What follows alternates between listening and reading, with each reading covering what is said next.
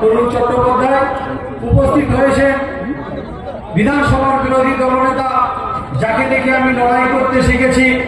একটা সময় ঠিক এই মাঠে শুভেন্দুদার মাধ্যমে তৃণমূলের ভোট দিয়েছিলাম।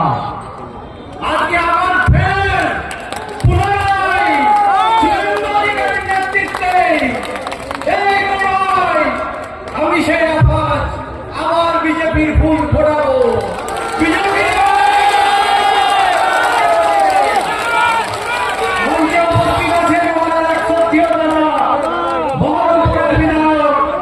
কাঞ্চন মাত্র মহাশয় উপস্থিত হয়েছেন আমার এক লড়াকু নেতা, যাকে আমি অত্যন্ত শ্রদ্ধা করি।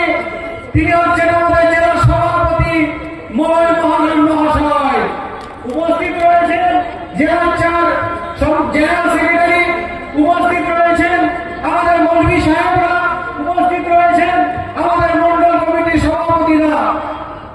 আমি শুধু দু চারটে কথাই বলতে চাই। তৃণমূলের দুই নেতা, একজনের নাম জাজ সাহেব আর একজনের নাম হচ্ছে উকিল বাবু। আমি জাজ সাহেবকে বলি, তাকে তো সালা বলতে পারি না। উকিল জাজ সাহেবকে আমি সালা বলতে পারি না। রাজনৈতিক বিরোধিতা যাই থাকুক, আমি একজন প্রাইমারি শিক্ষকের ছেলে। আমি আমার সে সতর্কতা আছে এবং থাকবে। আর উকিল বাবুর হস্য রাখতে কলম ভেঙে যায়।